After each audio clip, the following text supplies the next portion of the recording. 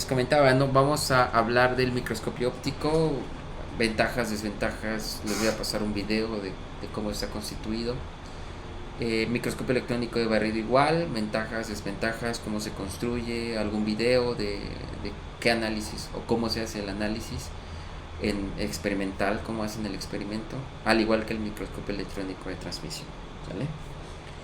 Para el microscopio óptico, bueno, el microscopio óptico es de los primeros microscopios para, al menos para los metalúrgicos, los cuales tienen a la mano, es como cuando hacemos electroquímica, los electroquímicos tenemos a la mano un potenciostato galvanostato, ¿verdad?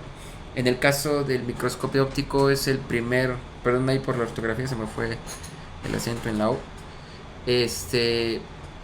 tienen el primer acercamiento con un microscopio óptico. ¿Y cómo funciona? Bueno, en la mayoría de las, de manera general, nosotros hemos tenido un acercamiento a diferentes tipos de microscopios ópticos. El que les estoy mostrando ahí es un microscopio para materiales, para metalurgia. No sé si lo tengan también en su unidad en donde están, al menos ahí en Tijuana. Pero es en general la forma en cómo veríamos un microscopio para tomar imágenes de una superficie metálica masiva, ¿no? Estamos hablando del orden de micras. ¿Cómo se construye este microscopio? Bueno, tiene tres partes principales, que es el sistema de iluminación, el portamuestras y el sistema de imagen. En el sistema de iluminación lo podemos observar de la parte derecha, que es en donde se está construyendo. Vean que en la parte superior están los ojos, donde nosotros observamos. Y esto está muy relacionado con la parte de los microscopios biológicos, ¿no? Entonces, se acuerdan que solamente podíamos observar en un tubo cilíndrico en donde teníamos una mirilla, y esta a su vez en la parte de hasta abajo pues tenía el portamuestra, ¿no? Y tenía diferentes lentes objetivos, ¿no? Y los vamos moviendo conforme queremos ir a aumentar la magnificación, para tener una mejor visibilidad de lo que estamos observando, ¿no? Entonces, en algunos casos es posible que esto, al momento de adquirir la imagen, no solamente lo podamos nosotros observar, sino que también a través de la computadora pudiéramos obtener estas imágenes con mayor resolución, ¿sí? Entonces, el microscopio óptico es muy sencillo, la verdad no hay mucho que decir. Lo que sí es importante es que este microscopio va a estar limitado por la longitud de onda de la luz que estamos incidiendo sobre nuestra muestra. Y recuerden que la longitud de onda de la luz es prácticamente en el región visible, y esto a su vez, con respecto al electrónico, el microscopio electrónico, no es la misma esa resolución la que alcanza, ¿no? ¿Por qué? Porque pues hasta cierto punto también está limitado por el dominio de Rayleigh. ¿Cuál es este? Bueno, cuando tenemos dos puntos que de manera muy cercana, va a estar delimitado también por una ecuación, de manera cercana nosotros podemos distinguir estos dos puntos, pero conforme nos vamos alejando hasta llegar a un punto en el cual solo distinguimos un punto, ¿no? Es como decir, veo solo un píxel, pero ese píxel, si me voy acercando cada vez más, pues resulta que está compuesto de dos puntos, ¿no? Es una analogía. Entonces, de aquí el sistema de iluminación no es muy complejo. Podemos tener una lámpara. Lo que sí no podemos hacer es tener el sol justamente sobre la muestra y que nos llegue directamente a los ojos. Eso sí no.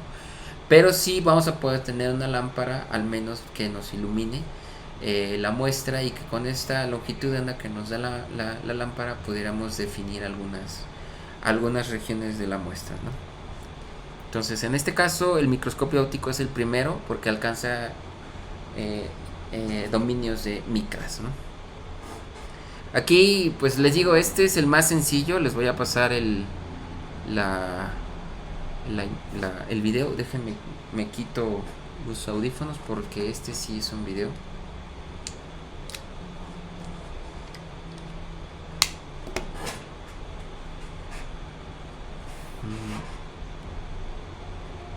Voy a subirle el volumen. Oh, creo que mi video no se puede ver aquí. Voy a cambiar la presentación. Espérenme un momento, ¿sale? Que el video no lo puedo ver aquí. No lo escuchamos, Doc. No sé si, Sí, no, no sé mi si video no nos se... solo está yo, los demás tampoco. Ok, perdón, ya ahora sí ya. Mi video no se Ahora sí ya. escucha. Creo que lo voy a cambiar, ¿sale? Voy a cambiar la presentación. A ver, esperen un momento.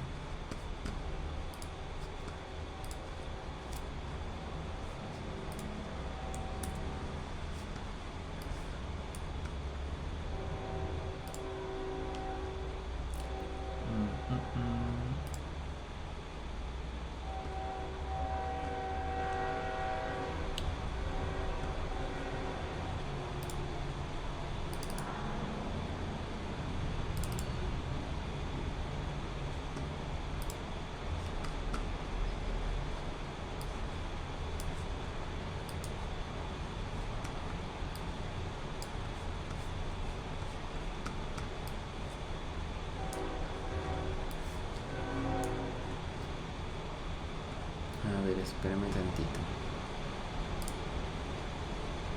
Presentación. Ahí está.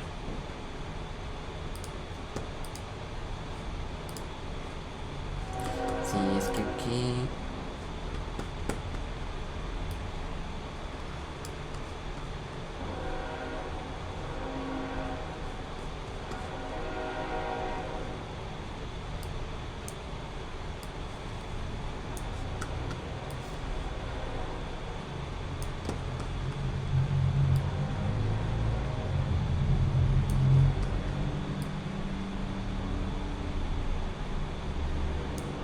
Estoy delimitando el espacio para que se vea en la grabación.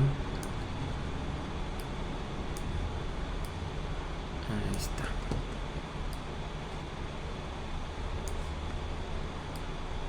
Y ahorita les...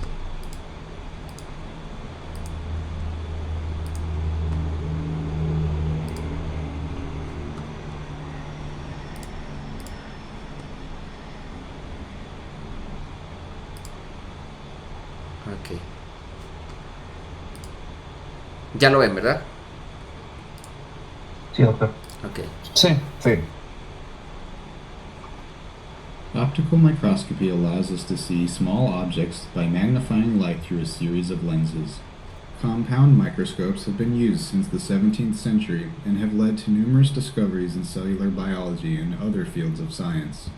Materials scientists use optical microscopy to investigate material properties such as grain size or fracture features. This video will demonstrate the basic operation of the Olympus optical microscope.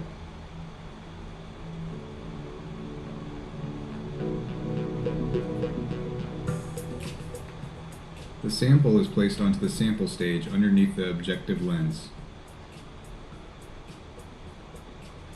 The sample stage can be adjusted in the Z direction by turning the outer knob and finally adjusted by turning the inner knob. These adjustments are used to put the sample into focus. The X and Y axes of the sample stage can be moved by turning the knob on the side of the sample stage.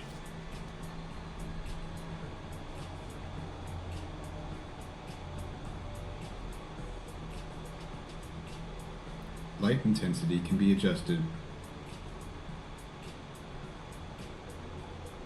The light source can be switched between above or below the sample.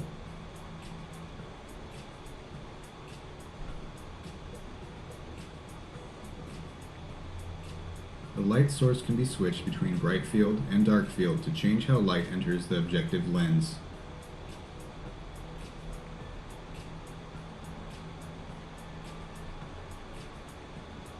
The image of the sample can be viewed through the ocular lenses, the camera, or both, and can be switched by pulling out or pushing in the rod on the side of the microscope head. When viewing through the ocular lenses, it should not be necessary to place your eyes on the eyepieces. The user should start with the lowest magnification objective lens. The sample stage is adjusted in the Z direction to focus the image. A revolving nosepiece is turned to the next objective lens to increase the magnification. The z-axis may have to be readjusted to focus the sample. Make sure there is enough clearance between the sample and objective lens before turning.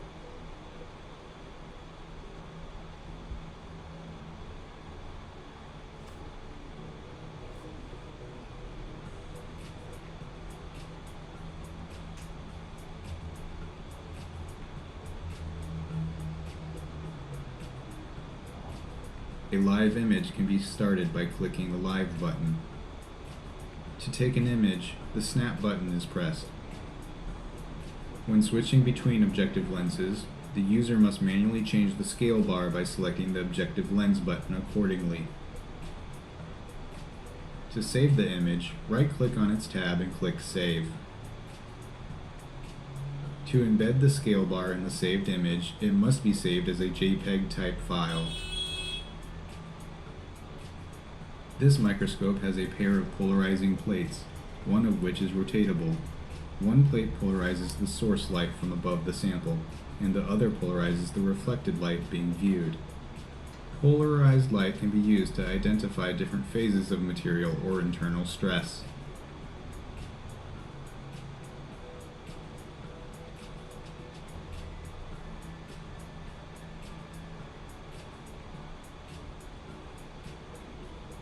To apply polarization, the polarizing plates are pushed in until they are latched into place. This example uses mica to demonstrate polarization. Mica is a naturally occurring layered birefringent material.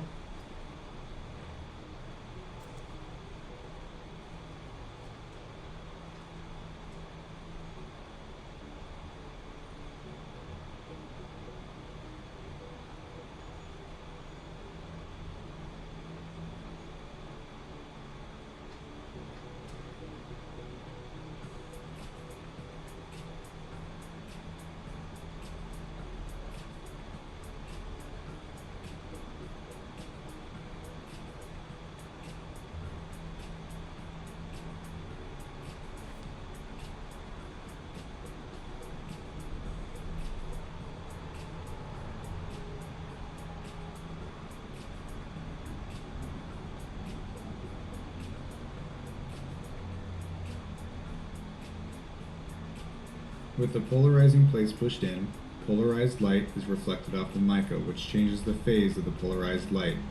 When the light passes through the second cross polarizer, only part of the reflected light is transmitted. This results in different thicknesses of mica to produce different colored light, which changes color when the cross polarizer is rotated.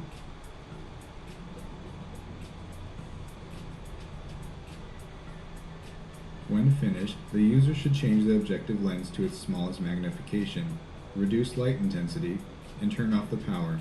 Then place the dust cover over the microscope.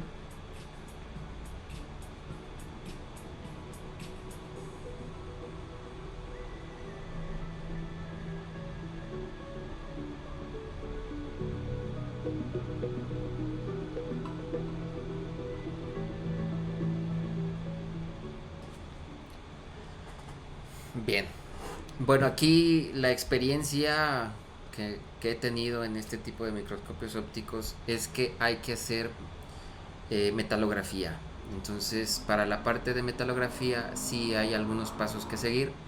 Hay que llevar la muestra hasta un punto de espejo y hay que atacarlo en algún momento dado con, por ejemplo, un ataque químico, con un ácido o incluso hasta un ataque pudiera ser electroquímico, con tal de producir los límites de grano y que posteriormente cuando lo veamos en el microscopio sea más visible, delimitar las líneas de los granos. Y es por eso que este tipo de microscopios pues tienen una ventaja comparado con los demás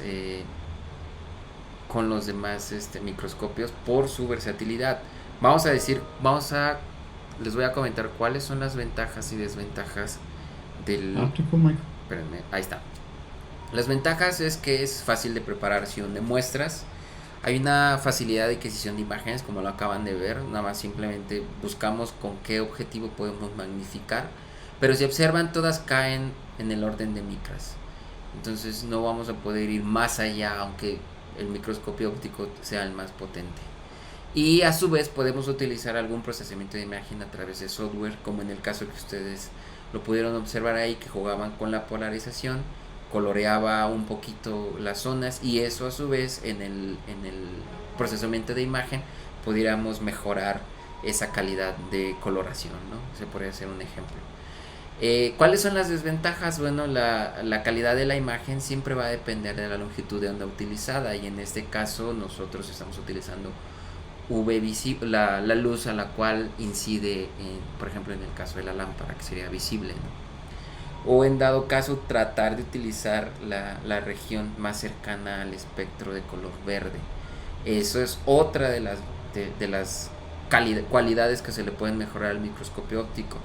Dentro del libro que les pasé en Google Classroom van a encontrar todo un capítulo para la parte del microscopio óptico, y ahí es donde van a observar toda esta teoría con respecto a las lentes, con respecto al portamuestra, con respecto al muestreo, con respecto a la preparación de muestra, que pudieran ustedes leerlo con más calma, ¿no? Si en dado caso van a utilizar este tipo de microscopios para sus muestras. Ahora, otra de las ventajas es que la muestra debe de ser representativa.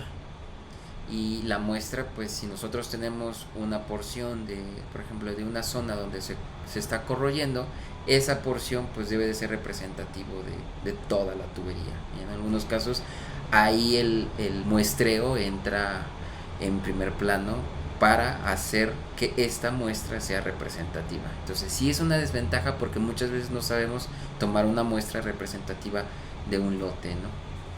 Y bueno, pues el observador, lo digo en este sentido porque en la mayoría de los casos el observador es quien está manipulando el software, es quien está manipulando el microscopio, y aquí es donde pueda tener algunos errores, ¿no? Que se le pase, por ejemplo, en algún momento dado, colocar la magnificación correcta y no concuerda con el lente objetivo, y ahí es donde pudiera estar un primer error, ¿no? O que la forma en cómo hizo la metalografía pues no fue la adecuada, ¿no?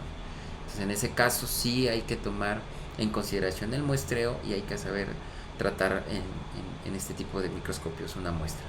Ahora, lo que podemos utilizar, yo en su momento dado llegué a utilizar el microscopio óptico para observar cómo se depositaba mi tinta sobre mi electrodo de Glassy Carbon, ¿no? O de oro también, ¿no?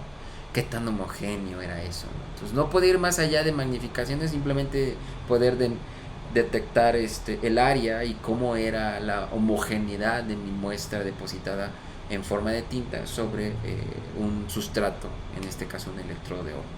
Y hay algunos artículos que sacan estas imágenes muy interesantes en donde se observa la homogeneidad de la tinta, pero no alcanzamos más allá, ¿verdad? O sea, nosotros como electroquímicos nos interesa saber cuál es el tamaño de cristal o cuál es el tamaño de la partícula, y al menos con el microscopio óptico no lo vamos a alcanzar a ver. Dudas en esta primera parte, ¿verdad? El microscopio óptico no es muy complejo, bueno, al menos yo no lo observo tan complejo, ¿no? Todo bien, doctor. ¿Todo bien? Todo bien. Bien. Sí. Sí, ok. Vamos a ir con el siguiente, ¿no? En esta primera parte. En el microscopio electrónico de barrido. A diferencia del microscopio óptico, aquí no estamos utilizando un haz de luz, estamos utilizando un haz de electrones, que esa es la diferencia. ¿Y cómo funciona? Bueno, en la parte superior, si ustedes alcanzan a ver, lo que pasa es que como lo estoy presentando desde la computadora, no puedo tener el haz, ¿no? De luz para que lo vean, pero vean donde dice Electron GOM. Justamente en la parte de hasta arriba y en paralelo con la otra imagen podemos observar que tenemos nuestro primer emisor de fuentes de electrones. En este caso puede ser un resistor, y puede ser a su vez de borhidruro de lantano, como en la muestra estándar en rayos X. Y va a depender si es emisión en frío, si es emisión en calor. Entonces es como una lámpara cuando de estas de bombilla en un principio, ya ahorita la mayoría puede observar que son de LEDs, pero en un principio ya ve que eran esos de 60 watts, de 100 watts que tenían una resistencia, ¿no? Entonces, en ese caso, a ver, espera un momento. Es que se me vino una. En ese caso, voy a quitar aquí disturbo. Ahí está. Ok. En ese caso, se generan los electrones a través de estas resistencias o de estos primeros filamentos y pasan a través de ciertos lentes, pero estos lentes no son los mismos que los lentes ópticos. Estos lentes a su vez serán modificados con campos electromagnéticos para direccionar el haz, ¿no? Entonces, como pueden ver ahora sí del lado izquierdo, ya mencionan que son de lentes magnéticos. También tienen un ánodo que van a funcionar como en el caso de la lámpara de rayos X que los teníamos que acelerar, pero los teníamos que mover del cátodo al ánodo, ¿no? Para acelerarlos. Entonces, al acelerarlos, lo que vamos a hacer es tratar de colisionarlos, de generar un punto, una línea de haz, y con esto lo vamos a lograr con los lentes magnéticos. Estos lentes magnéticos están del lado derecho para su forma de cómo están modificando el haz de luz, hasta que estos a su vez sean, en lugar de que los electrones vayan por todos lados, ¿verdad? De acuerdo a la teoría del comportamiento de la luz, se sabe que los electrones se comportan como partículas o como ondas, y que estos a su vez, si no están dirigidos, pueden ir para todos lados, ¿no? Entonces, lo que trata el microscopio con estas lentes magnéticas pues es centrar los electrones y que vayan directamente sobre toda la columna, ¿no? Entonces, esto se observa en la parte superior, es la columna en donde se están iniciando los electrones y va pasando a través de los lentes magnéticos para que puedan ir dirigidos sobre la muestra. Hay pérdidas, es cierto, pero dentro de esas pérdidas mínimas podemos lograr hacer que el haz de electrones llegue directamente sobre la muestra. Entonces impactan sobre la muestra y vamos a tener diferentes fenómenos de interacción del haz de luz, del haz de electrones con respecto a la muestra, y eso también ya lo observamos un poquito en rayos X, cuáles son esas interacciones que tiene el haz de electrones, ¿verdad? Y por ahí vamos a tener, por ejemplo, en la parte de hasta abajo vamos a tener el portamuestra y vamos a tener también un detector. En la mayoría de los casos las imágenes que se crean son con base en los electrones secundarios, o te van a ver por qué se llaman secundarios. Y en relación con respecto al microscopio óptico, pues el microscopio electrónico de barrido básicamente pudiera asemejarse en donde se están colocando los detectores. Vean que en el microscopio óptico, pues nosotros o el detector éramos nosotros en la parte superior, ¿no? En este caso pueden haber interacciones como los electrones secundarios que van a estar dispersados en ciertas longitudes, y van a también suceder los retrodispersados, que son aquellos que los electrones llegan sobre la muestra, colisionan con la muestra y regresan por esa coalición, ¿no? O sea, como elásticas, coaliciones elásticas. Y las otras serán en un sentido en donde chocan con la muestra, pero pueden irse a todas partes, ¿no? Entonces, esas son a grosso modo las dos formas de formar imágenes. Los retrodispersados me van a generar un tipo de topografía, mientras que los electrones secundarios pues me van a generar otras imágenes de contraste, ¿no? Entonces, vean que del lado derecho lo que podemos observar es que vamos a tener siempre el detector con un amplificador de señal, y esto a su vez va a llegar al monitor, ¿verdad? Y hasta abajo, en la parte de abajo, vamos a tener la muestra, que es muy similar al microscopio óptico. Bien. ¿Dudas hasta aquí, chicos? No, doctor.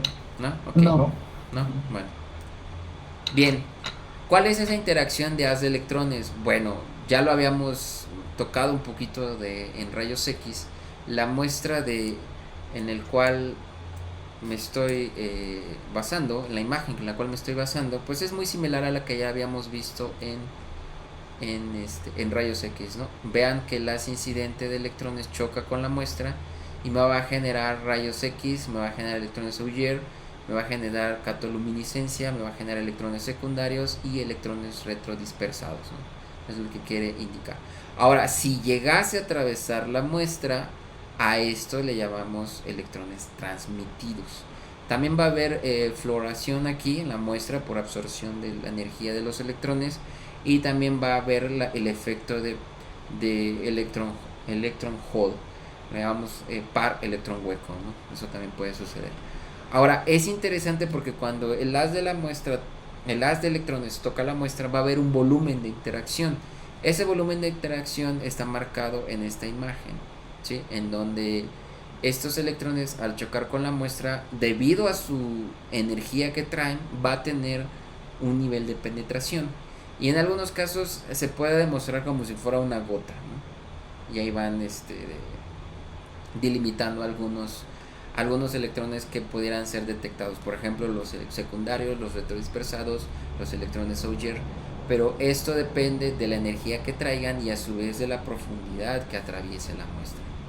Entonces, para este volumen de interacción es en donde se coloca nuestro detector.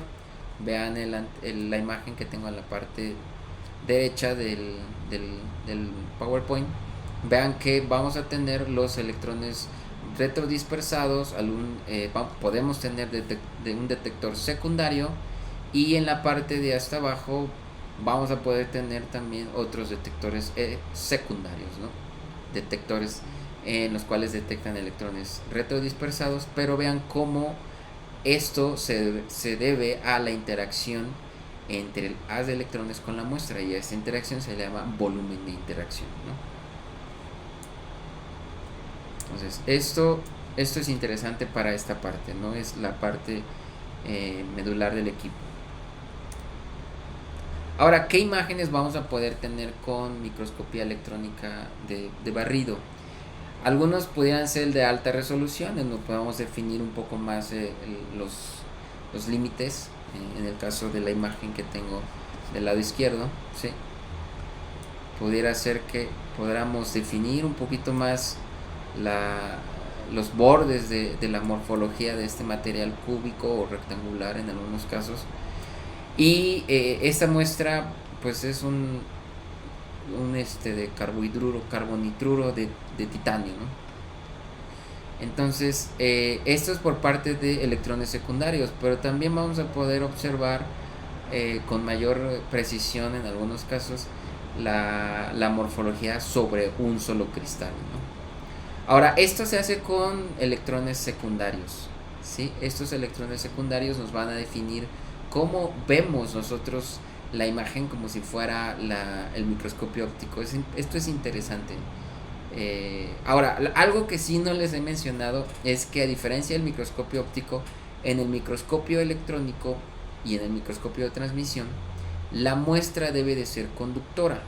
Entonces, no tan simple vamos a poder observar muestras biológicas u orgánicas, polímeros, por ejemplo, ¿no? Que puedan ser degradados por la interacción con el haz de luz. En el caso del microscopio electrónico de barrido, la mayoría de las aplicaciones están enfocadas, por ejemplo, en materiales, y la mayoría de los materiales pues son conductores. Sí tendrán una resistencia, como por ejemplo los óxidos, pero a la velocidad a la cual están incidiendo los electrones podemos vencer esa resistencia, y es posible que se pueda observar. Ahora, la imagen de la parte de abajo es por retrodispersados, y nos está mostrando como si fuera una morfología.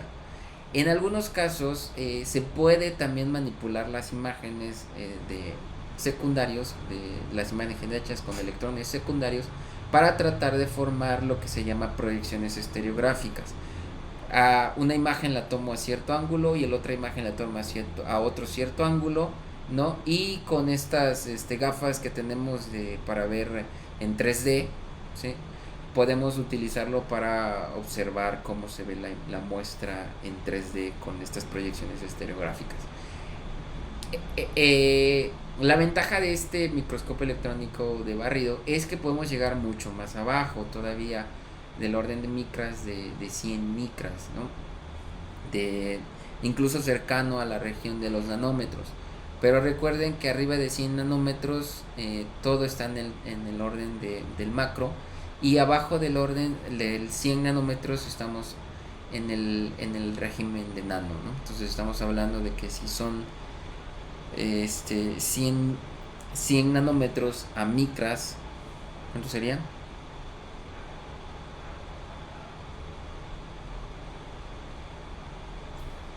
¿Cuántos a cuánto, perdón? 100 nanómetros a micras.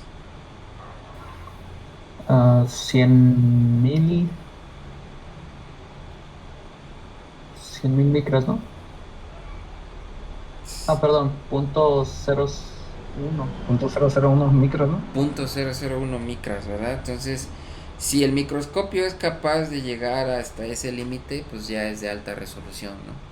Pero no va a llegar más abajo de ese valor. Entonces, sí es importante que tomen en cuenta para qué tipo de muestras ustedes van a utilizar esta técnica. ¿Por qué les digo esto? Porque en algunos casos sus muestras son, con tan solo verlo en el orden de micras, de 100 micras, de 200 micras, es suficiente, o incluso podríamos bajar un poquito más, ¿no? Una micra, por ejemplo, ya podríamos observar la morfología de nuestra muestra o la topografía de la muestra. Sin embargo, más abajo de eso ya no lo podemos resolver. Entonces, sí me limita el microscopio electrónico de barrido. Pero eso no quiere decir que no pueda hacer otros análisis con él. Te voy a decir que... Y aquí es donde entra el análisis químico. ¿Qué tipo de análisis puedo yo hacer con espectroscopía de rayos X en un microscopio electrónico de barrido? Como bien les había yo mencionado, habían diferentes tipos de interacciones entre las electrones y la muestra. Y este tipo de interacciones lo asemejamos de la misma manera que sucede en la lámpara de rayos X.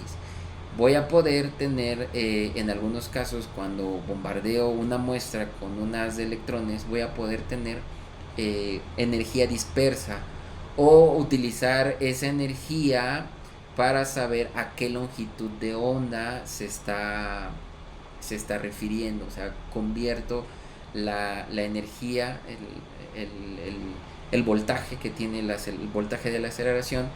Tengo un detector que me mide la intensidad, me mide la energía con la que están saliendo esos electrones, y puedo determinar la longitud de onda. Para el primer caso es de energía dispersa, o como lo conocemos en inglés, de Energy Dispersive Spectroscopy, EDS. Y primer análisis químico es más versátil comparado con el WDS. ¿Por qué es más fácil? Porque es el más rápido de adquirir. O sea, el detector es más fácil de tomar esa energía del fotón y determinar cuál es su posición en electronvoltios. Van a ver que hay ventajas y desventajas, ¿no?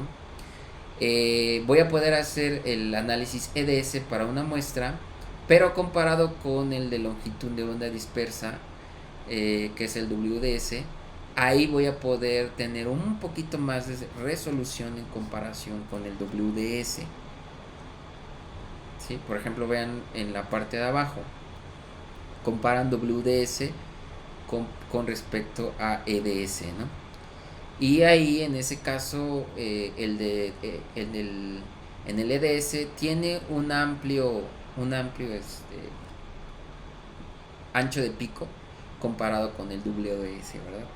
Entonces va a depender también del cristal, porque recuerden que debemos de tener un cristal en donde la muestra, cuando vienen estos electrones de la fuente de la muestra y salen con esta energía, llegan al cristal, y al llegar al cristal van a difractar, y entonces va a llegar al detector, y entonces el detector va a determinar qué tipo de longitud de onda tiene y va a graficar a conteo contra energía, ¿no? Entonces vean que el WDS es un poquito más preciso que respecto al EDS, pero el WDS necesitamos tener también un patrón de esa muestra. Entonces, en la mayoría de los casos, el EDS es el más rápido, es el más versátil, pero no puedo determinar si hay dos compuestos que tienen un mismo nivel de energía. ahí es más difícil poder separar la contribución de dos elementos que están muy cercanos en la energía del fotón que emiten, ¿no? Entonces, en el caso de espectroscopía de rayos X, en un microscopio electrónico de barrido, pues vamos a tener ya sea EDS o WDS, y va a depender de con qué aditamento se compone el microscopio, ¿verdad? ¿Dudas aquí, muchachos?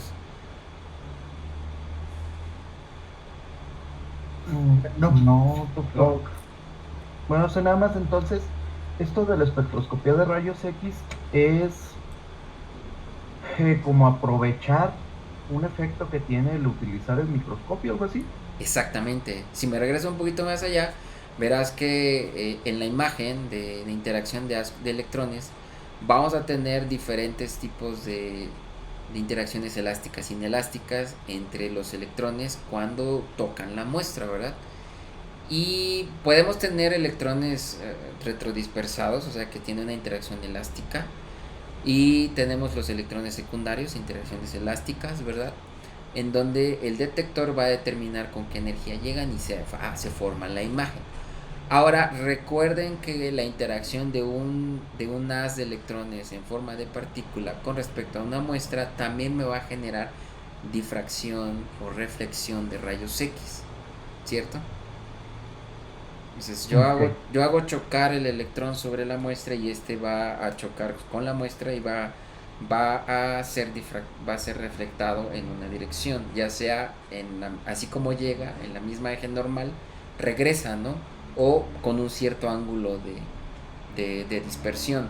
Sin embargo, cuando el electrón también toca la muestra, recuerden que suceden estos efectos en donde genera estas longitudes de onda, ¿sí? Sí, doctor. Bueno, Juan Paz, pues efectivamente sí hay que preguntarle al técnico qué tipo de análisis químico puede hacer el microscopio.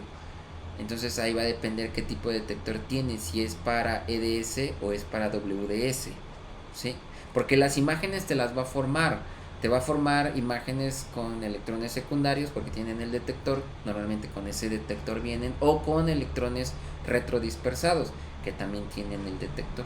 Ya para lo de rayos X sí es un aditamento extra y va a depender a cuál o por el cual se fueron dependiendo del costo. En la mayoría de los casos el EDS es un poco más fácil de adquirir que el WDS, ¿sí? Entonces sí hay que preguntarle al técnico qué tipo de análisis químico puede hacer. Ahora, ¿qué ventajas podemos tener en este tipo de análisis, ya sea EDS o WDS? Con respecto al más fácil, que es el EDS, se puede hacer mapeos. Entonces en algunos casos, aquí no puse la imagen, pero en algunos casos, en estas imágenes de electrones secundarios, yo voy a poder colorear la región, ¿sí? Voy a poder colorear la región dependiendo del elemento que estoy buscando. Si yo quiero buscar, por ejemplo, titanio, pues me va a aparecer la zona coloreada, en este caso, de en donde aparece el titanio como elemento. Si quiero detectar carbón, de igual manera me va a determinar el carbón, en qué región está. Más que el carbón es un poco especial, un técnico te puede decir por qué es más especial determinar carbón comparado con el titanio, y es debido a la energía en la que se detecta. El nitrógeno igual va a poder colorear toda esta región. Entonces yo voy a tener 3 imágenes más aparte de electrones secundarios, 3 imágenes más en donde voy a tener coloreado solo el titanio, solo el carbón y solo el nitrógeno. Y esto a su vez va a depender del ancho del haz de luz con que choca la muestra, ¿verdad?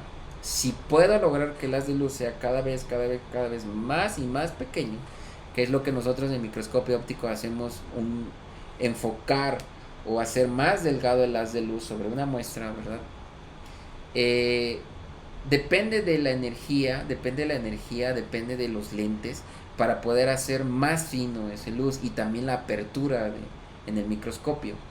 Y en la mayoría de las veces no voy a poder resolver, sino que va a ser una región muy grande y no va a ser puntual como en el microscopio electrónico de transmisión. Entonces, un microscopio electrónico de barrido todavía se queda un poquito más corto comparado con un microscopio electrónico de transmisión en cuanto a la resolución o a la magnificación. ¿Sí? La de estereografía, bueno, lo de topografía, pues sí, sirve mucho para el caso de corrosión, para el caso de muestras en donde necesitamos observar la topografía, ¿no?, de la muestra, o en el caso de que estemos haciendo análisis estructural, ¿no?, de cómo está conformado, si hubo un punto de quiebre, cómo se quebró, si hubo un punto de tensión, cómo ocurrió. Analizar esto ya es para la parte de ciencia de materiales, ¿no? Pero en el caso de catálisis y nanomateriales, pues un microscopio de barrido todavía tiene ciertas limitantes, a pesar de que ya hay algunos de alta resolución, ¿no?, y que trabajan en campo oscuro, campo claro. Campo claro es que el electrón toque directamente sobre la muestra, al igual que sucede con un microscopio óptico, o que el haz pase a través de la muestra, choque sobre la muestra, perdón, directamente sobre la muestra, y estos electrones que chocan sobre la muestra llegan directamente hacia el detector, y ese es el campo oscuro, ¿no?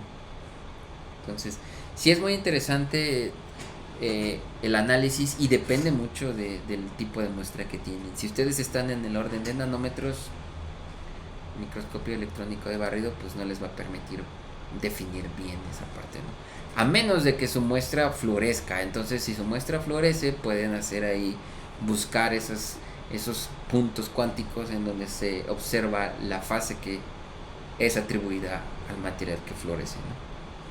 Pero sí es muy interesante, al menos en esta región, ¿no?, de las micras. ¿Sí? Entonces, esto es lo que se puede aprovechar del ¿sí, Juanpas? Actualmente existen SEM de escritorio, tienen la misma calidad. Mira, ahí sí, Juan, te desconozco. Te puedo decir que reconozco que hay hay difracción de rayos X de gabinete. Y hasta donde tengo entendido, al menos esos de difracción de rayos X son buenos. Puedes incluso hacer de análisis Rydberg. Sin embargo, en los microscopios electrónicos de barrido de gabinete, o que son de escritorio, desconozco si tienen las mismas ventajas que uno con un equipo que requiere un lugar pues más acondicionado, ¿no? Ahí sí te puedo decir que desconozco si tiene la misma calidad en la imagen. Va a depender de la fuente con el que generas tus electrones y tus lentes.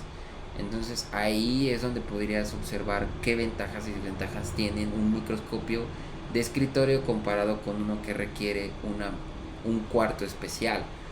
Ahora, los del cuarto especial, pues se tiene que eliminar la contribución electrónica, la contribución magnética, la contribución vibracional.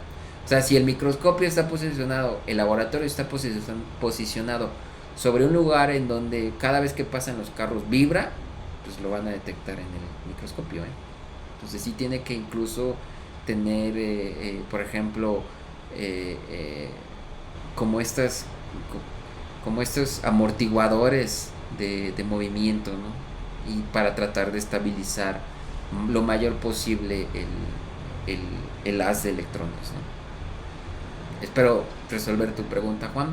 Si no, ve las especificaciones de un SEM de escritorio y ve las especificaciones de un SEM en donde se requiere un cuarto especial para su fin, ¿no? Yo no he visto uno de escritorio, pero si tú lo has visto, trata de identificar qué requiere uno con respecto al otro. A lo mejor ahí podrías observar cuáles son las ventajas y desventajas, ¿no? Ahora les voy a pasar este video en donde ya les dicen a más detalle, ¿no?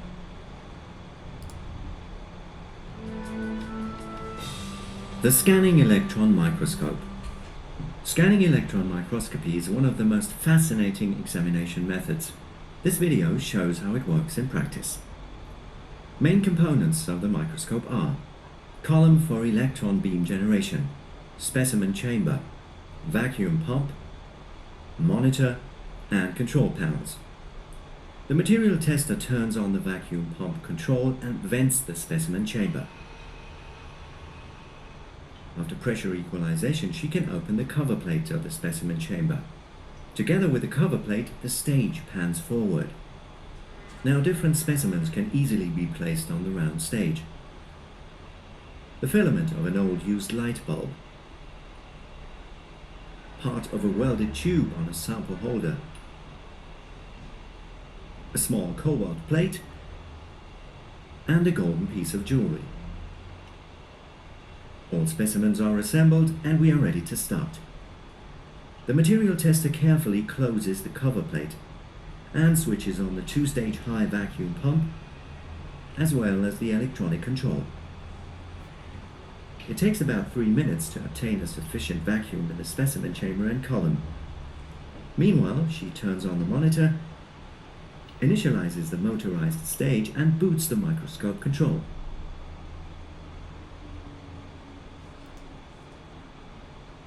Only now she is allowed to switch on the high voltage and the thermionic cathode. For the first time, a reasonable image appears on the monitor. It shows part of the specimen stage.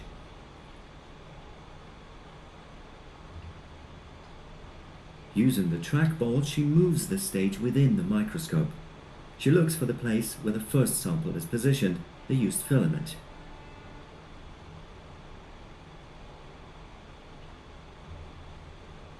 The magnification is gradually increased. The position readjusted, and the magnification increased again. Now a plastic and high contrast image of the filament can be seen on the monitor. Originally, the coiled coil filament was quite smooth on the surface. Caused by the everyday use of the filament, new crystals have been formed. Tungsten atoms have evaporated and the outer regions of the filament have become polygonal.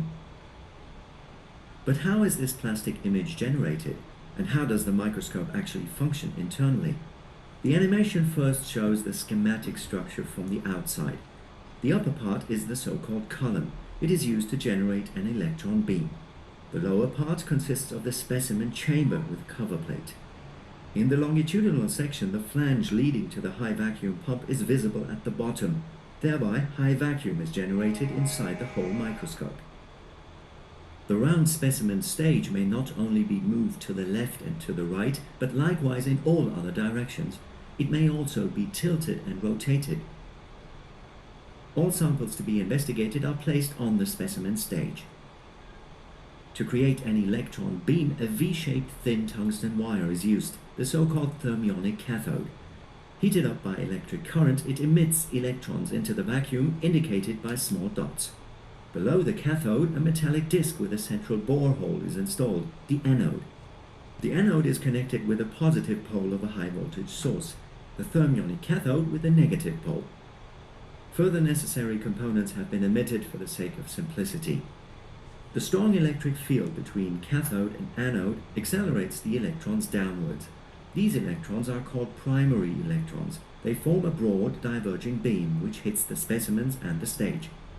But this way, the beam of primary electrons is not useful yet. An electromagnetic lens focuses it finely on the specimen surface. At the point of incidence, primary electrons knock out electrons of the sample material. These knocked out electrons are called secondary electrons. Additional components are necessary: electromagnetic deflection, raster scan generator, secondary electron detector, abbreviated as SE detector, and computer with monitor. The basic principle of the scanning electron microscope is to detect the secondary electrons and use them to build up an image. To increase the number of detected electrons, a positively biased grid is placed in front of the detector. The grid attracts the secondary electrons and leads them to the SE detector. And this is the way to generate a magnified image of the sample. The raster scan generator directs the electron beam to the left rear part of the sample and stops there for a short time. The number of secondary electrons is recorded in the SE detector.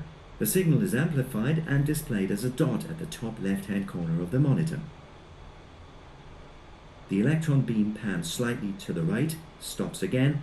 The measurement is repeated. In the same way, the next points on the sample are dealt with. The principle is, many recorded secondary electrons lead to a bright image point, few electrons lead to a gray image point, and none at all to a black one. An entire row is covered in this way. Then a second row, until finally a rectangular area has been scanned and an image appears on the monitor. If not only a few but many image points are used in the raster scan, a natural-looking image of the specimen surface can be seen on the monitor. Back in reality, the material tester selects low magnification again and looks for the second sample. It is an austenitic stainless steel tube with a longitudinal weld. Invisible to the naked eye, the scanning electron microscope reveals fantastic crystals. They have grown near the surface during solidification of the weld deposit. In some crystal directions, the solidification rate is particularly high and so-called dendrites form. Dendrites are crystals with many branches and tree-like shape. On the surface of the weld, they could grow almost freely without much disturbance and can now be observed well.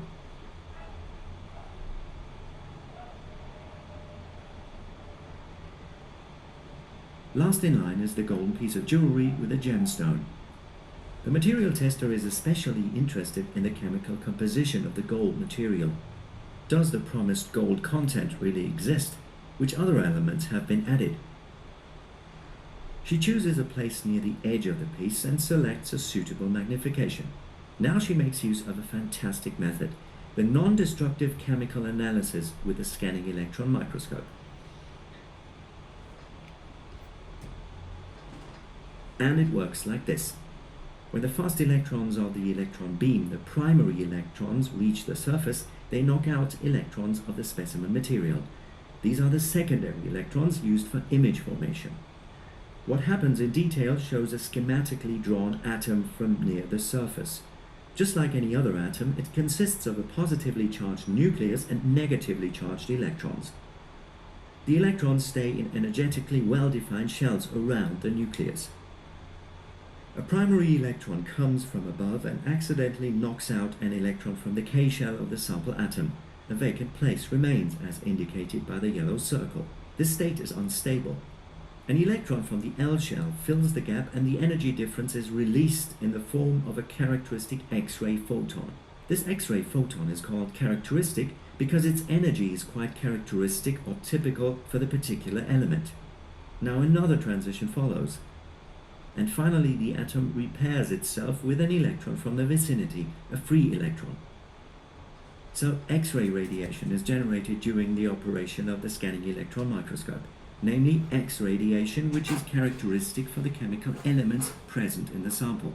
If the energy and the intensity of the radiation are measured with an X-ray detector, then the chemical composition of the sample can be determined. Here the typical X-ray spectrum of the piece of jewelry builds up. Chemical analysis is then carried out using sophisticated methods with the help of a computer. Certain limitations must indeed be minded, but it's definitely a fine method, and above all, it is completely non-destructive, and even very small spots on a sample can be analyzed. And what has happened to the small cobalt plate, which was one of the samples? It was used to calibrate the measurement. This means to adjust it finely. The chemical analysis is finished now. Our piece of jewelry is genuine. The gold content amounts to about 70%. The balance is silver and copper.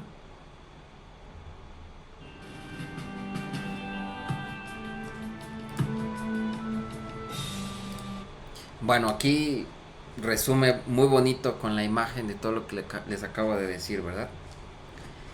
Entonces, vean cómo el microscopio electrónico de barrido generalmente hace un barrido con el haz y va generando la imagen. Y a diferencia del de transmisión, ¿verdad? Vamos a ver cuáles son las ventajas y desventajas de un microscopio electrónico de barrido. Las ventajas es que tiene un amplio campo de aplicación y facilidad de formar imágenes topográficas y hasta en 3 dimensiones, ¿no?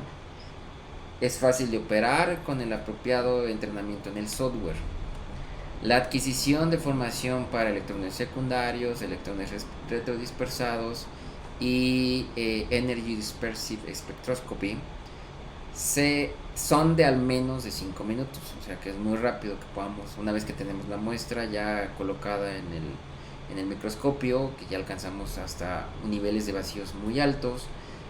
Podemos generar la primera imagen, vamos aumentando, y entonces donde nos posicionamos en una región, en esa región podemos hacer la adquisición para el análisis químico, ¿no? Las imágenes se forman de formato digital, la preparación de las muestras son mínimas y la información de la muestra solo se relaciona a la morfología. Esas son las ventajas que puedo detectar. Ahora, los requerimientos de las muestras son mínimas porque en la mayoría de los casos, como les dije, las muestras son conductoras. Lo que yo puedo hacer es posicionar o colocar mi muestra sobre el portamuestra, que también va a ser conductor, ¿verdad? Esta muestra es conductora también, pero si necesito que esté pegado, que forzosamente no se mueva por la interacción con el haz de electrones, lo que hago es tener una tinta conductora también, o cintas adhesivas conductoras, que puede ser de carbono, de plata, ¿no? Ahora, ¿por qué es importante identificar? Porque dice aquí que hay ventajas, pero también lo tiene en cierta manera en algunas desventajas. Si ustedes tienen una muestra la cual tiene carbono en su estructura, en su composición, pues no vamos a utilizar de adhesivos de carbón, ¿verdad? Para conducir, porque cuando hagan el EDS, pues eso se va a detectar también. Entonces trato de cambiarle. ¿Qué puedo utilizar? Pues adhesivo de plata, ¿no? ¿Para qué? Pues para que cuando salga dentro del análisis EDS elimine, o el técnico sepa que eso proviene por el portamuestra cuando lo adiciona entre la muestra y el portamuestra, y además lo pueda eliminar de esa contribución. ¿Cuáles son las desventajas? Bueno, aquí el tamaño y el costo del equipo. Como bien se lo dijo Juan Paz en su comentario, que existen de escritorio, probablemente la ventaja con respecto al escritorio es que disminuya el costo, ¿no? Ahora, se necesita un lugar libre de interferencias eléctricas, magnéticas y vibracionales. Las eléctricas, pues cuando se vaya la luz, ¿no? Tener un banco de baterías que respalde al menos el tiempo suficiente para apagar el equipo, o que haya de sobretensiones que puedan afectar el equipo, ¿no? Magnéticas, pues con respecto al efecto del campo magnético, pero ahí pudiera ser que el mismo cuarto se acondicione como una caja de Faraday. Entonces es otro de las cosas, ¿no? Especial entrenamiento en operar el equipo y preparación de muestras para eliminar contribuciones no deseadas, era lo que yo me refería. Si yo tengo una muestra que es 80% carbón y lo voy a colocar sobre el microscopio electrónico de barrido, pues no voy a utilizar un adhesivo de carbón, porque cuando haga el análisis químico o composicional, ese carbón le vas a sumar lo que tiene el adhesivo en donde está colocada la muestra sobre el portamuestra, ¿verdad? ¿Qué otras interferencias pueden ocurrir? Bueno, pues que se contamine tu muestra al momento de prepararla. De preferencia, si ustedes utilizan polvos, pues no le hacen más bien lo adicionan sobre este adhesivo, y pueden con eso detectar qué compuestos tienen, ¿no?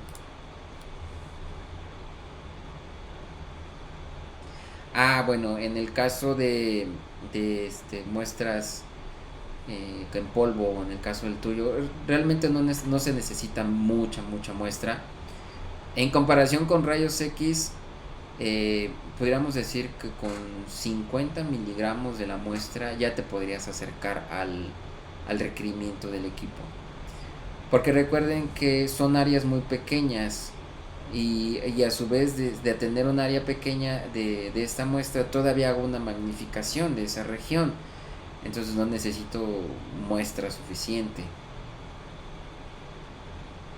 Ahora, la dispersión, pues sí, en algunos casos sí hay que tener cuidado con lo de polvos. ¿Por qué? Porque se pone el adhesivo de plata, y sobre el adhesivo de plata espolvoreas tu muestra, ¿no? tu cantidad de polvo. Entonces sí es importante tomar en cuenta qué tipo de muestras tienen ustedes, si es sólido, si es polvo, si es una muestra biológica, si es un óxido. Estos comentarios se los tiene que hacer el técnico, le tiene que decir dentro de su hoja que van a solicitar el servicio, les tiene que decir, bueno, qué tipo de muestra tienes, es conductora, no es conductora, qué elementos esperas de encontrar, qué análisis vas a querer, cuántas imágenes vas a necesitar, a cuántas magnificaciones vas a necesitar. Entonces normalmente se hace uno solo, ¿no? Puede haber adhesivos también de cobre, puede haber adhesivos de plata y puede haber adhesivos de carbón. Eso es lo que yo tengo en conocimiento.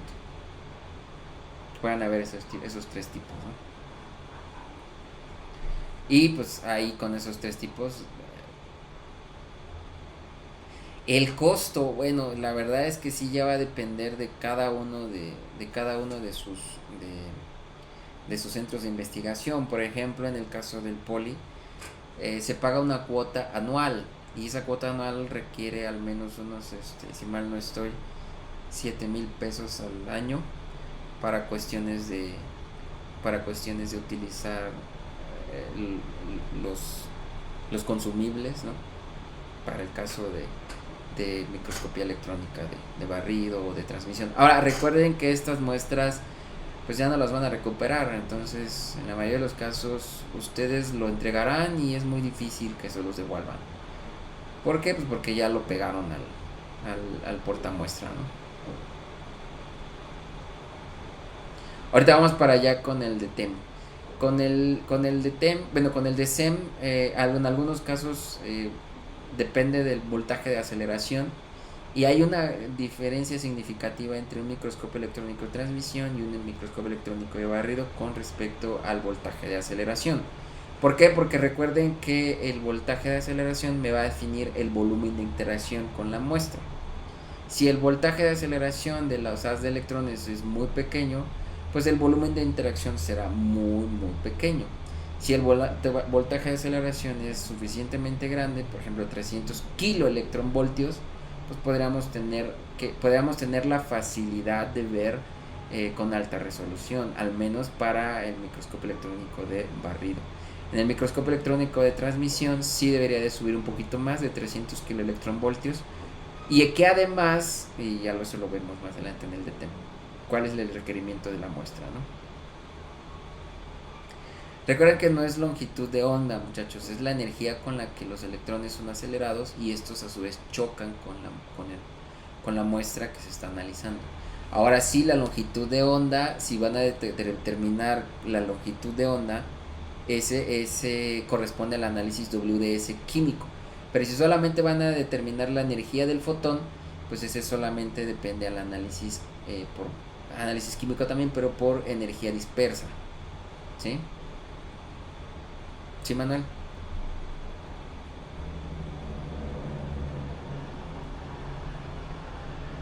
Sí, ok. Entonces, desventajas también, pues una de las desventajas, aunque no se menciona, es la exposición a la radiación. A pesar de que se tiene una cámara que pueda proteger al menos de las interferencias eléctricas, magnéticas y a su vez de la exposición a la radiación, pues el técnico o el que esté maniobrando el microscopio pues debe tomar sus precauciones, no quedarse ahí durante mucho tiempo, o al menos si sabe que va a tomar una imagen o va a tardar esa imagen en tomarse, pues puede salirse un ratito afuera de donde está el microscopio para evitar tanto tiempo estar en contacto con la radiación, ¿no? Esa es una de las desventajas. Y bueno, otra de las ventajas es que no voy a poder no voy a poder recrear la estructura del material, sino más bien solamente va a ser un análisis composicional del mismo. ¿Sí? Morfología es lo máximo que voy a poder determinar. Límites, en los límites de grano, o determinar cuáles son los granos y las orientaciones, tal vez pudiera detectarse, pero ya en el caso donde el microscopio alcance altas resoluciones, ¿sí?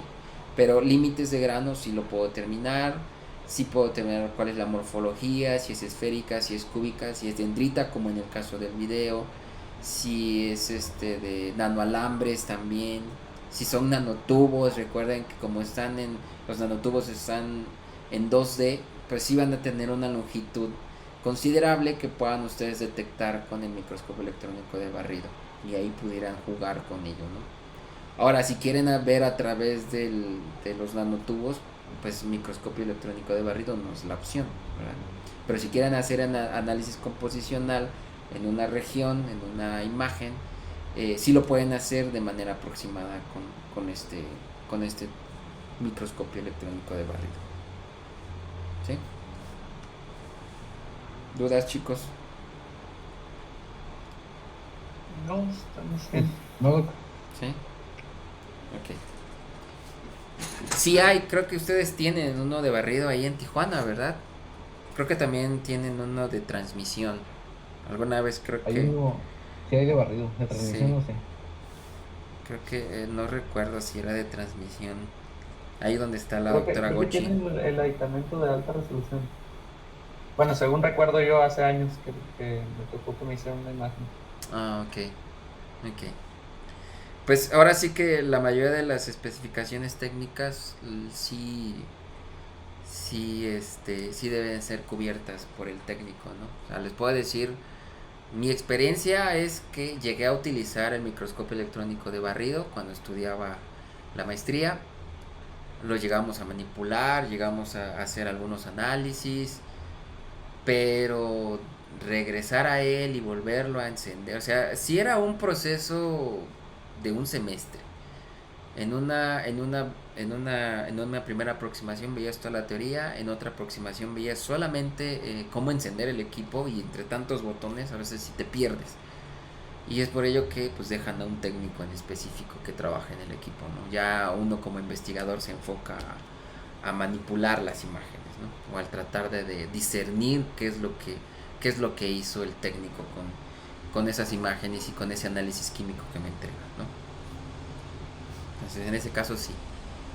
El de transmisión también lo llegué a utilizar, lo llegamos a mover en su momento, pero no es lo mismo ya dedicarte solo de lleno a utilizar el microscopio electrónico de transmisión o solo el electrónico microscopio de barrido, que saben que por ejemplo en el video decía que se puede inclinar, se puede rotar, incluso tratan de hacer ya en los más sofisticados de moverlo en 3D generando imágenes e irlo moviendo. Otro de los casos es que ya acoplan microscopio electrónico de barrido a técnicas in situ, como en el caso de electroquímica, para poder ir viendo cómo va cambiando la morfología de o cómo aparece o desaparece una fase, ¿no? Eso ya es más interesante también, ya que tiene esa ventaja o esa facilidad de tener el equipo al lado, ¿no? ¿Qué más quisiera uno? Tener un microscopio electrónico de barrido al lado o un microscopio electrónico de transmisión al lado, ¿verdad? No se puede tener todo en la vida. Pero sin embargo se pueden sacar análisis ex situ, eso sí. Ustedes pueden hacer su análisis ex situ, quiere decir que antes de que hagan el análisis con respecto a la reacción de interés, pueden ver cuál es su morfología, y después de hacer la reacción de interés pueden volver a analizar al menos por transmisión para saber el tamaño de partícula, o si hubo cambio de morfología en el microscopio electrónico de barrido, ¿no? Con respecto a su muestra. Eso sí puede darle más pistas, pero recuerden que a veces los costos no son tan asequibles para la mayoría de nosotros, ¿no? Bien. ¿Qué hay con respecto al microscopio electrónico de transmisión? Bien, a diferencia del microscopio electrónico de barrido, igualdad con el microscopio electrónico óptico. Yo en el microscopio electrónico óptico puedo hacer el de reflexión de la luz y el de transmisión de la luz. Entonces en el microscopio electrónico de barrido, vean que solamente va a chocar el haz de electrones sobre la muestra y va a generar diferentes interacciones, y los secundarios son los con los que se hacen las imágenes, ¿verdad? Entonces en el microscopio electrónico muy similar el de barrido con respecto al óptico, porque es la reflexión de la luz, pero en el microscopio electrónico de transmisión sí el electrón tendrá que traspasar la muestra. Y entonces, ¿cómo funciona el microscopio electrónico de transmisión? Pues vamos a tener una similitud con el de barrido, pero en la generación de electrones va a tener mayor energía ese voltaje de aceleración será mayor con respecto al de barrido. Vamos a tener igual un ánodo, vamos a tener igual lentes que condensen o que magnéticos que dirijan el haz de electrones, ¿no? Aperturas, lentes de aperturas de ciertos tamaños, como lo que sucedía, por ejemplo, también en el caso de la difracción de rayos X. Una vez que salía de la lámpara teníamos slits, y esos slits tenían cierta área en donde atravesaba el haz que provenía de la lámpara de rayos X, ¿verdad? Y van a llegar hasta la parte de la muestra. Todo esto llegará hasta la muestra, ¿sí? Todos estos lentes llegarán justamente a la muestra, al igual que el microscopio electrónico de barrido. Pues el microscopio electrónico de transmisión trabaja a alto vacío. Recuerden que también esto evita la interacción de los electrones con partículas suspendidas en el aire o con el mismo aire, con las mismas moléculas que conforman el aire, ¿no? El oxígeno, el nitrógeno, el argón, etcétera, etcétera. Entonces se trata de eliminar toda esta contribución, y por eso se deja la cámara en donde se están impactando los electrones sobre la muestra en alto vacío. Ahora, ¿qué es lo que va a generar el microscopio electrónico cuando el haz de electrones choque la muestra? Vean que vamos a tener de igual manera electrones Auger, electrones retrodispersados, electrones secundarios, rayos X, probablemente podríamos tener también generación de luz visible, absorción de electrones, que eso también ocurre con el SEM, electrones, electrón hueco, para electrón hueco también, que ocurre en un SEM. Sin embargo, vamos a tener también electrones con dispersión elástica, el haz directamente que atraviesa la muestra, interacciones inelásticas, y otro no recuerdo ahorita cómo se pronuncia, ¿no? Entonces todo esto a través de que el haz de electrones pasa sobre la muestra, y cuando pasa a través de la muestra pues ocurren estas interacciones, y vamos a poder tener detectores abajo de él. Es a lo que le llaman STEM, ¿verdad? Entonces en este caso la muestra deberá de ser lo más delgada posible al haz de luz, o sea, deberá de ser transparente al haz de luz. Aquí la semejanza es con el microscopio óptico. Cuando ustedes se acuerdan que se hacen, no sé si tuvieron algún acercamiento en la prepa de esto, pero recuerden que en algunas ocasiones lo que hacía era cortarse pequeños gajos o capas de cebolla, y lo colocabas sobre el microscopio, y tratabas de hacer este tipo de mismo efecto, que la luz atravesara la muestra, y al momento de atravesar la muestra podrías ver más detalles del espécimen, ¿no? de la muestra. Entonces aquí lo que no se hace es atravesar el haz de luz, sino más bien un haz de electrones sobre la muestra, y que estos electrones a su vez atraviesen la muestra. Entonces estamos hablando del orden de micras, muy pequeña, muy delgada, el espesor de la muestra. Y en la mayoría de los casos, por ejemplo en el caso de polvos, lo que se hace es una tinta con un alcohol, y se tienen rejillas de cobre. Entonces ustedes colocan agarran una gota y la colocan sobre la rejilla de cobre, y esta rejilla de cobre va a contener pues estos especímenes, ¿no? Y entonces eso garantiza que la muestra sea lo suficientemente delgada que cuando atraviese el haz de electrones pues sea factible y cumpla esta característica, ¿no? Ahora, otro de los efectos que necesitamos observar en microscopía electrónica de transmisión es la imagen de electrones difractados, ¿no? El efecto de difracción de electrones. En el caso del lado izquierdo, vean que muestra qué es lo que ocurre una vez que el haz de electrones ha atravesado la muestra. Por eso el top está en la parte de arriba. La muestra está en la parte superior de la imagen, y estos a tu vez tienen lentes objetivos que van atravesando, van dirigiendo el haz de electrones, y a su vez se van proyectando en la parte de abajo. Por eso es que en algunos casos Microscopio electrónico de transmisión, la imagen la vemos en la parte de abajo, a diferencia del microscopio electrónico de barrido, que lo observamos directamente sobre la pantalla. En algunos casos, o en la mayoría de forma general, podemos observar, justamente tenemos los binoculares para observar sobre el microscopio electrónico y ver en la imagen proyectada hasta el fondo. Entonces, en el caso de formar imagen y en el caso de formar patrón de difracción de electrones, cambia un poquito la apertura, ¿no? Y ahí es donde nosotros nos podemos dar una idea de qué es lo que está ocurriendo, qué imagen vamos a obtener. Ahora, del lado derecho, como esto debe de cumplir la ley de Bragg, ¿verdad? Para que se puedan formar esos anillos o esos puntos de difracción de electrones. Normalmente este haz en el cual de electrones atraviesa la muestra es inclinado o reflejado de cierto difracción. Ya ven que hay uno de transmisión, pero son transmitidos, perdón. Cierta longitud de ellos son transmitidos a cierta longitud. Cuando esta longitud es similar a la del ángulo de Bragg, allí es donde empieza a cumplir el patrón de difracción de electrones con difracción de rayos X. ¿Cuál es la diferencia entre una muestra completamente cristalina y una muestra completamente amorfa, o nanométrica?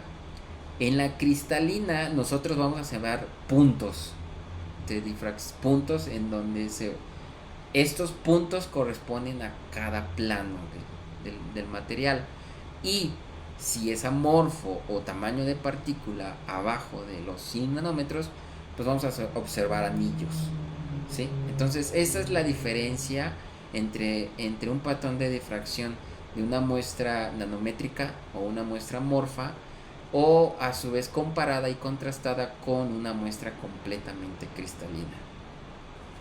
Entonces sí es muy interesante esta parte. Ahora, los de alta resolución que tienen un alto voltaje de aceleración no pueden formar estas imágenes debido a esa alta energía que llevan los electrones. En el caso de los que no son de alta resolución, pues sí podemos observar el patrón de difracción de electrones. Ahí sí lo podemos hacer con el equipo. Pero en los de alta resolución llegamos al punto de observar cómo es tan fino el haz de electrones que impacta sobre la muestra. En ese punto podríamos nosotros observar los planos o el acomodo de los átomos en la imagen. Y ahí es donde, en lugar de generar el patrón de difracción de electrones con el equipo, lo que hago es una transformada de Fourier, ¿sí? Entonces vean, aquí está las imágenes que podemos obtener para alta resolución, llegar a un punto de detectar cuál es la posición, cuáles son los planos. Esto en un convencional de TEM no se puede llegar a observar, pero en uno de alta resolución, en donde podamos observar cómo están acomodados los átomos, que puedan ser delimitados como granos, partículas, eso ya es uno de alta resolución, y en estos equipos no vamos a poder hacer un patrón de difracción de electrones. El del lado izquierdo sí me muestra un patrón de difracción de electrones, pero en donde la energía de aceleración de estos electrones no es tan alta comparada con la de uno de alta resolución. Y es por eso que les decía, podemos observar esos spots, esos puntos que están del lado derecho marcados como B, no sé si lo alcanzan a ver, pero es el derecho superior, están marcados como puntos, y todos estos puntos corresponden a un plano. Del lado izquierdo y en la parte inferior, pues podemos observar estos anillos, ¿no? En algunos casos es factible transformar estas imágenes en un patrón de difracción de rayos X, ¿no? Pero hay que jugar con el software.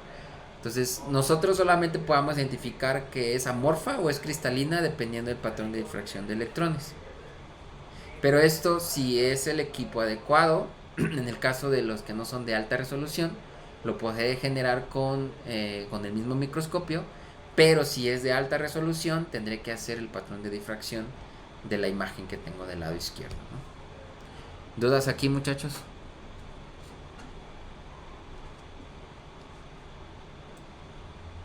Todo bien. ¿Todo bien? No, ninguna. ¿No? No me había tocado ver uno de Amorfo. Ah, ok, ok.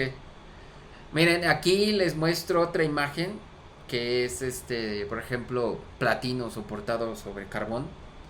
Y vean la dispersión que se puede obtener a través de las imágenes, ¿no? O sea, aquí están haciendo el conteo de cada una de estas partículas que están soportadas sobre carbón, ¿no? Y hacemos el conteo, número de partículas entre el tamaño de partículas. Esto es lo que probablemente es más interesante para la mayoría de ustedes, tratar de identificar el tamaño de partícula, tratar de identificar la morfología, tratar de identificar si está, qué tipo de fases están dentro de la imagen. En algunos casos podríamos determinar también si hay deformaciones, hablando propiamente de deformaciones en donde formemos una deformación a espejo, ¿sí? O planos en gemelos, porque la traducción en inglés es twining the fold. Entonces, para el caso del platino, sí se alcanzan a observar en donde están en formación a espejo o en una dirección con respecto de la otra, y se observa dentro de la imagen de alta resolución. Eso también lo podemos llegar a observar. Pero si podemos resolver al menos el tamaño de partícula en el orden hasta de 5 nanómetros, la distribución de tamaño de partícula de diferentes imágenes me puede dar un estimado de todo ese tamaño de esa muestra. Porque recuerden que como la muestra siempre también en estos casos, en estos microscopios, es poca la muestra que necesitamos hacer varias imágenes de diferentes regiones para poder hacer un estimado del tamaño de partícula. Igual con el análisis químico, ¿Sí, muchachos? Bueno. Sí. Ahora, lo que yo les mencionaba para la parte de STEM, en la parte de STEM nosotros vamos a tener diferentes detectores en la parte de abajo. Y ahorita van a ver en el video a qué se refiere con esta característica del STEM, ¿verdad? Pero es por la parte cuando ya atravesó las demuestras, ¿no? Ahora, también hay análisis químico en microscopía electrónica de transmisión. Podemos sumar los dos primeros, el WDS, el EDS, pero podemos sumarle uno más, que es Electron Energy Loss Spectroscopy. ¿Qué es lo que ocurre con este? Bueno, una vez que atraviese las electrones sobre la muestra, es desacelerado con un espécimen y llegado al detector. Entonces ahí es donde lo desaceleran, y los que alcancen a ser detectados o la energía que se pierdan va a formar esta intensidad, ¿no? Con respecto a la energía, a la pérdida de energía, ¿no? Entonces, ¿cuál es la ventaja del Electron Energy Loss Spectroscopy comparado con los otros dos? Pues resulta que la energía de resolución de un EDS es arriba de 100 electronvoltios, pero en un LS es abajo de un electronvoltio. Entonces, recuerden que cuando yo hago la imagen de una porción de mi muestra, pues yo lo voy a observar, es una gran área cubierta, pero no, es una región muy muy pequeña. Entonces necesito hacer diferentes regiones para poder tener un análisis cuantitativo un poco más estadístico. Y ahí la imagen lo muestra, ¿no? Tenemos identificado el níquel, el oxígeno, el níquel por el lado de el nivel M, el níquel en el nivel L. Pero del lado derecho tenemos cuál sería la resolución del ELS, ¿verdad? Entonces esta parte sí es interesante. Ahora, va a depender también si su microscopio electrónico de transmisión es de alta resolución y aparte tiene este detector, ¿verdad?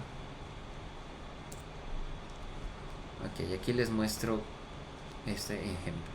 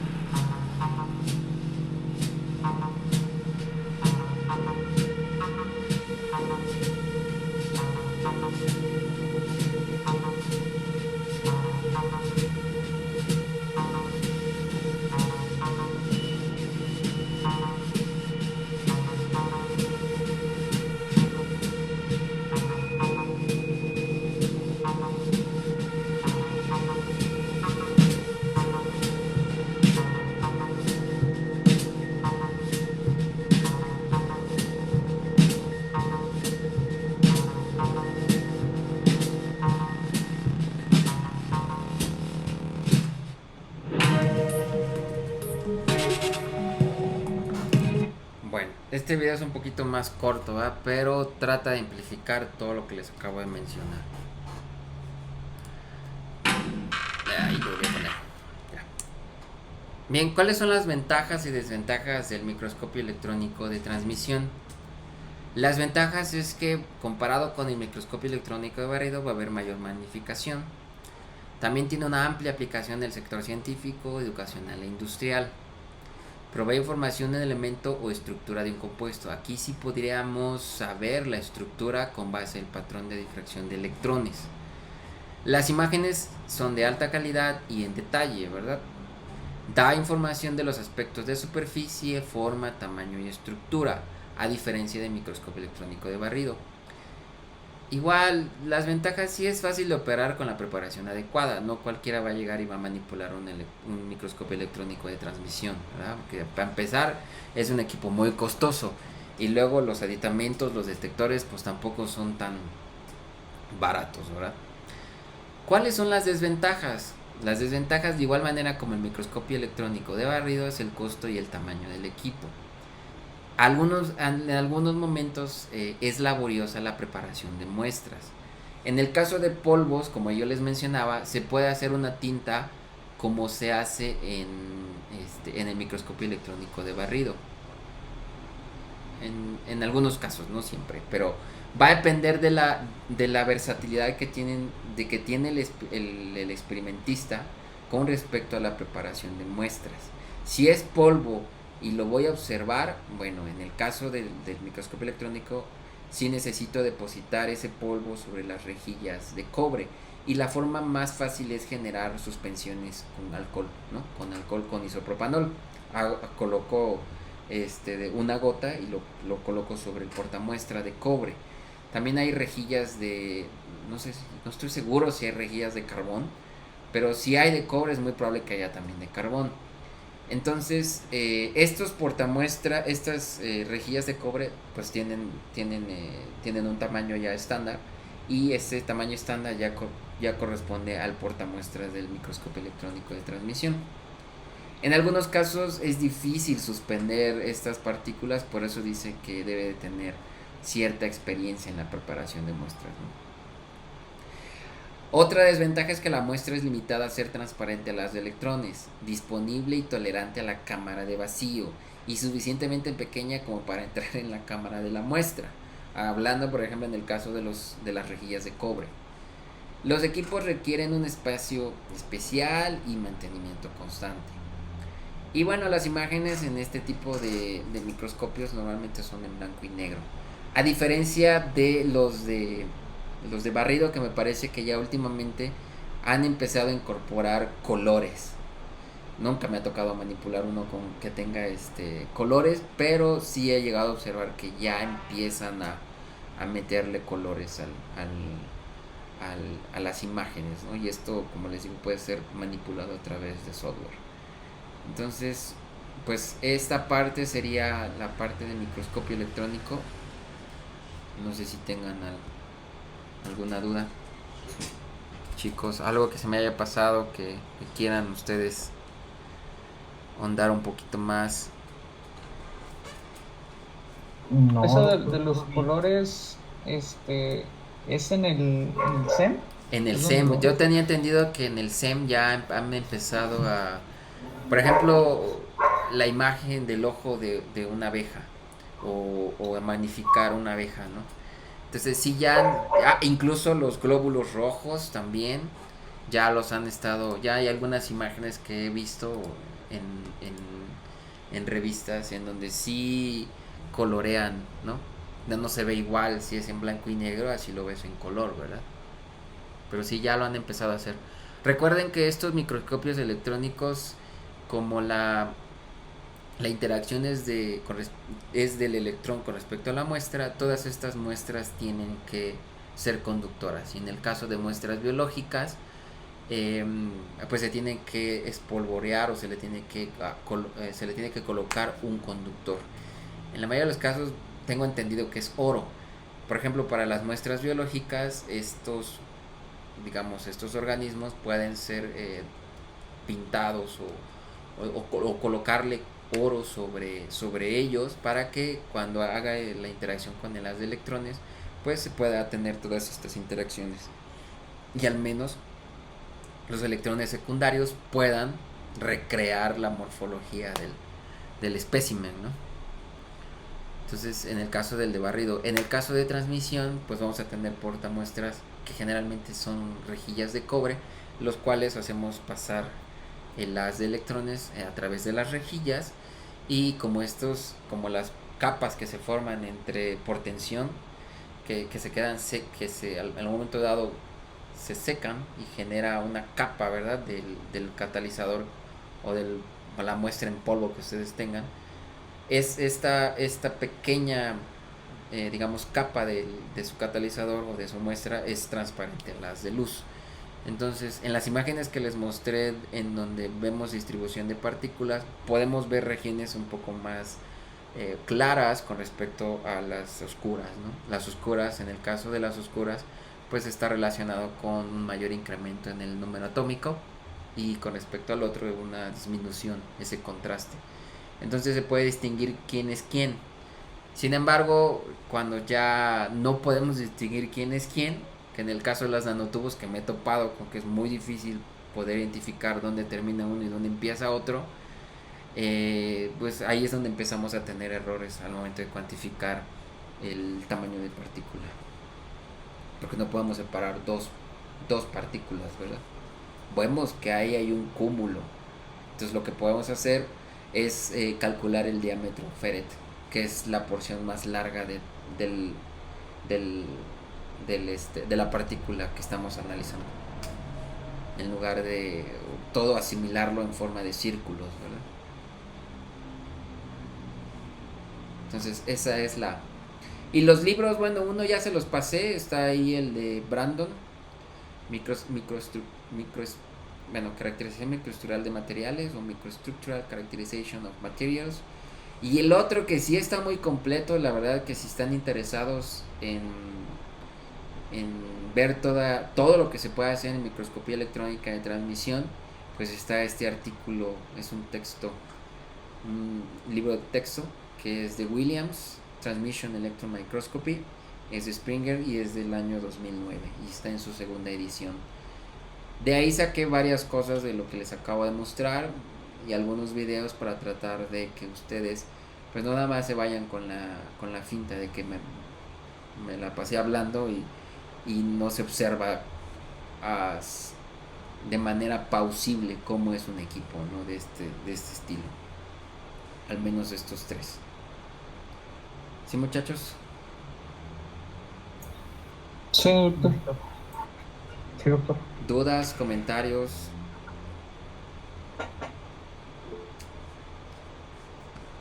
Pues creo que no. ¿No? Todo bien, doctor. ¿Todo bien? Pues vamos a enfocarnos en cómo determinar tamaños de partículas con microscopía electrónica de transmisión y cómo determinar, por ejemplo, planos en una imagen de microscopía electrónica de transmisión. El de barrido es muy similar, lo único que vamos a poder determinar es la morfología, tal vez determinar por ahí longitudes, pero es muy similar a la forma en cómo vamos a analizar por microscopía electrónica de transmisión. ¿Sí? Por eso les había mencionado que utilizarán el de ImageG. Ahora, sí hay software para simular, incluso hay software, pero la mayoría de los software en microscopía electrónica de transmisión son privativos.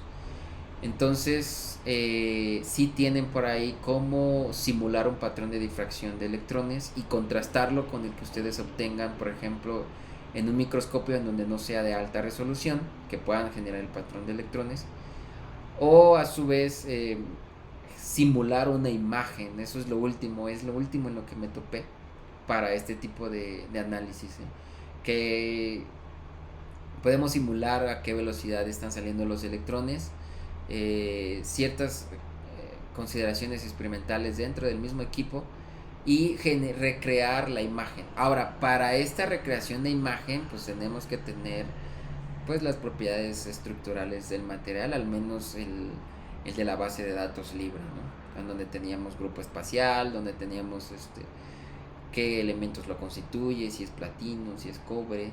Y entonces con esto, con este archivo de cristalografía, colocarlo dentro de este software y poder entonces recrear la estructura, ¿no?, en una imagen. Pero bueno, esta parte sí ya es un poco más elaborada. No me he metido yo de relleno, no había tenido oportunidad de hacerlo, porque tampoco tengo como que mucha facilidad de tener imágenes en microscopía electrónica de transmisión. Entonces sí se los pongo ahí en la mesa para que si en dado caso tuvieran curiosidad y tienen acceso ustedes también a estos microscopios, pues puedan ver que es una posibilidad también, ¿no? ¿Sale? Pues siempre que se tenga acceso. ¿Verdad? Sí, eso es lo principal, siempre tener acceso a un equipo de estos es lo más importante. Pero bueno, en la medida de lo posible que en algún dado caso pudieran hacer este tipo de análisis, sepan qué tipo de información puedan buscar en ellos, ¿no? Por ejemplo, al menos el de transmisión es para observar tamaños de partículas, en donde pues en el caso de la línea de investigación de estudio que tengan para electroquímica, pues sí depende del tamaño de cristal, depende del tamaño de partícula, la eficiencia de conversión energética, la eficiencia de reducción, de oxidación de una especie, la catálisis, ¿no?, propiamente, fotocatálisis también, el tamaño de partícula, la morfología.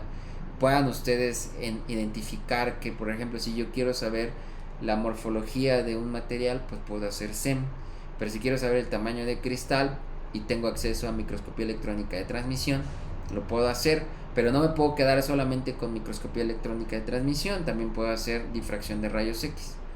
Entonces ahí juego con esos tres, ¿no?, en el caso de propiedades estructurales. Ok. En el caso del segundo libro se los puedo compartir también en la página, en el canal que tenemos de Google Classroom, para que vean a detalle toda la información. Yo se los acabo de dar muy superficial, puesto que no alcanza el tiempo, ¿verdad? Es muy pesado ver todos. Ok. Sí, estaría muy bien. ¿Sí? Ok. Bueno, chicos. ¿Dudas, comentarios? Todo bien, doctor. ¿Todo bien? Bueno. Entonces, si no hay dudas o comentarios, pues nos estaríamos viendo la siguiente clase y vamos haciendo los primeros ejercicios para hacerlo más práctico, ¿no? Muy bien. Ok, ¿Sale? pues nos estamos viendo. Ok. Cuídense mucho, chicos, ¿eh? Hasta luego. Hasta luego. Igualmente, doc. Hasta luego. Hasta luego. Hasta luego. Hasta la otra vez.